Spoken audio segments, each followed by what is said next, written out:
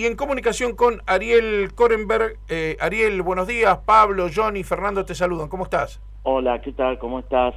Pero muy bien. ¿Cuáles son tus expectativas, Ariel, en cuanto a los anuncios que se van a dar en algunos minutos por parte del ya jurado nuevo ministro de Economía? Mirá, en principio, le deseo lo mejor a Hernán. Lo conozco de otra época, cuando era gerente de investigaciones económicas del Banco Central, en la gestión Redrado. Es una persona muy seria, muy responsable y un workaholic. No obstante, no tengo ninguna filtración como para mencionarte qué es lo que va a anunciar ahora, sinceramente. Sí.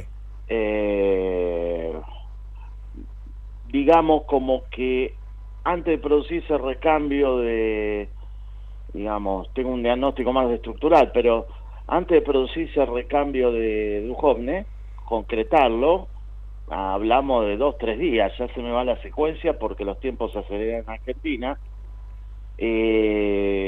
Macri anunció, voy a decir algo positivo con respecto a la asunción de un ministro de Economía, que hace rato que no tenemos en Argentina. Macri anunció estas medidas de suba de base imponible de ganancias, ¿recordás?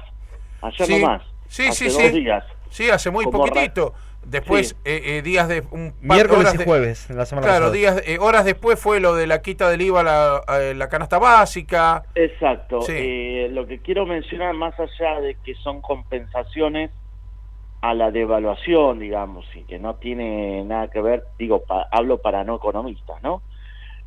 No tiene absolutamente nada que ver con solucionar el problema de fondo que estamos viviendo ahora, sino compensar a los asalariados, a las pymes, a los jubilados, compensar muy parcialmente el efecto de la devaluación post elecciones que por segunda vez en Argentina se produce desde la época de Alfonsín Menem, y ese es el peligro que hay que evitar, digamos, que se produzca una transición entre un gobierno y otro, caótica. Lo que quería criticar era, digamos, que habían dejado al frente de los anuncios, y esto hace rato que pasa, no solo ahora, al presidente. Es decir, la estrategia original, uno de los errores, tantos errores del gobierno, fue dejar que el presidente anuncie este tipo de planes. Lo tendría ¿Por que qué haber hecho digo? en su momento Duhovne. Totalmente. Duhovne o quien sea, no se puede dejar al presidente desgastándose eh, Exponiéndolo pol políticamente, ¿no? políticamente a este tipo de medidas económicas que, como siempre digo, irónicamente, prepárate cuando un ministro de Economía, decíamos en los 80, empiece a discutir el precio del asado o de la lechuga, como hacía Alberto Fernández cuando era jefe de gabinete. Sí. Entonces, digo, para ver la mediocridad que estamos viviendo hoy.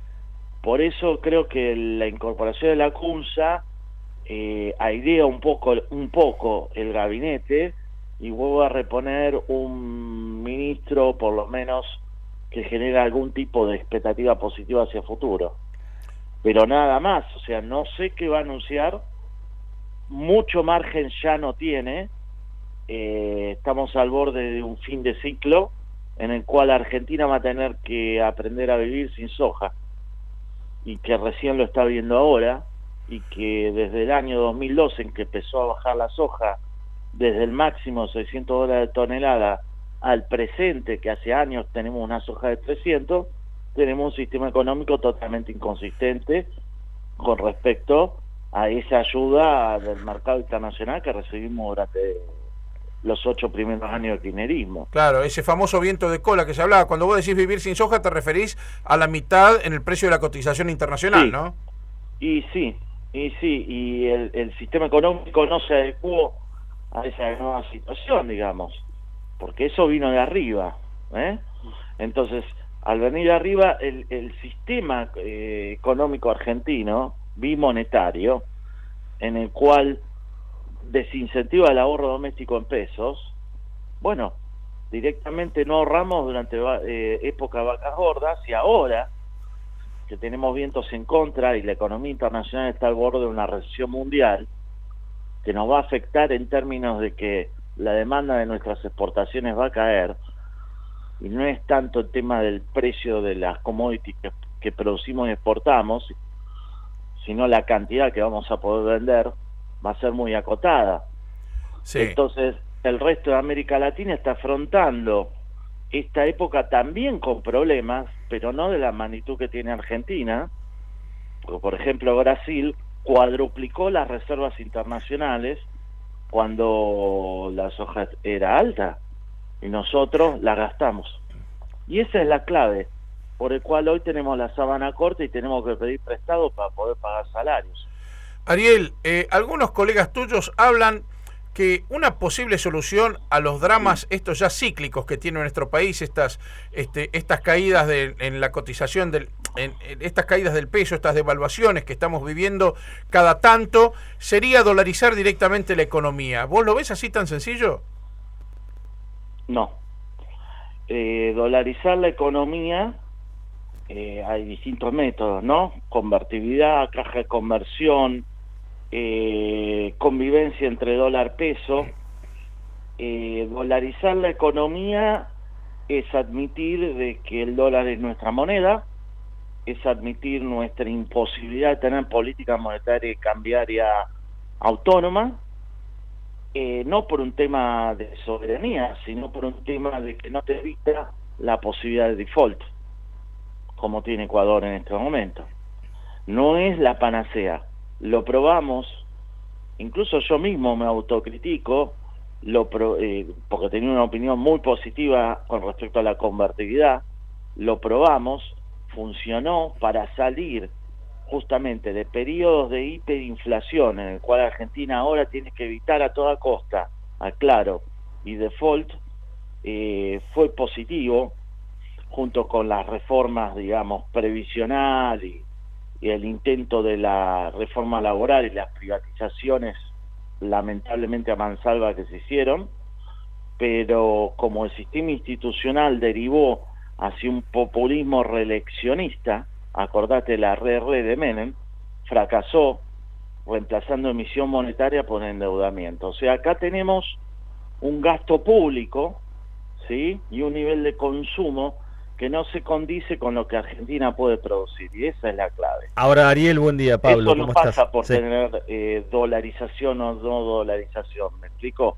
Sí. O sea, en ese sentido, digamos, me parece algo intermedio, porque está estudiado en los libros de texto que los ministros de Economía no aplican cuando asumen su cargo,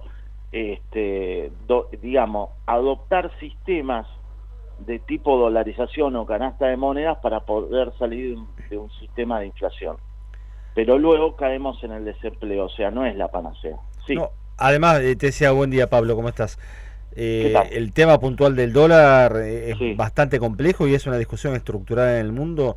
Pensar que el dólar como moneda de intercambio comercial entre Japón y China hace varios años que no corre más. Tenés el proceso de la Unión Europea con su integración complicada, contradictoria, con idas y vueltas, pero donde tiene una moneda que hace unos cuantos años les disputa territorio al dólar. Digo, la Argentina me parece que además teniendo esa dependencia que en este caso se agravó por la elección de un modelo de valorización financiera, digamos acá, ejemplo de la economía cotidiana, es mucho más negocio invertir en la timba financiera, en la bicicleta, como se dice de manera cotidiana, que poner a producir dinero, con lo cual ese es el impacto en nuestro vivir diario, que tuvo su expresión en la pérdida de puesto de trabajo, en el cierre de comercios, en la caída de la actividad, de cuántos rubros se te pueda imaginar.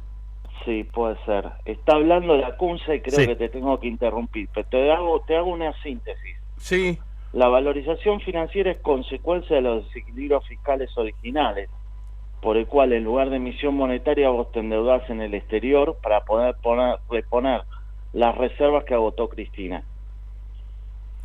Bien. Esa fue la valorización financiera. Y también la valorización financiera que generó Kicillof para sostener la cotización del dólar por debajo de la paridad real, 9 versus 14 y el dólar futuro, y la valorización financiera que generó Martínez de Oz en su momento para endeudar en el exterior y sostener un Estado insolvente durante el proceso. Me parece que hay cuestiones estructurales que atravesan todas las ideologías, y la valorización financiera es una consecuencia de desequilibrios que hacen a las instituciones argentinas de tener sistemas electorales como el actual, adoptados para la coyuntura del año 2009, y evitar que Néstor Kirchner pierda, y no tienen absolutamente nada que ver con la coyuntura actual. Justicia facciosa, corrupción, que impiden que Argentina sea y intervención del INDEC para no pagar deuda pública, que impide que Argentina pueda reducir su riesgo país a niveles promedio de América Latina. Perfecto, Ariel, Bien. muchísimas gracias, un abrazo, te dejamos escuchar al ministro. No, por favor, Gracias. un abrazo grande.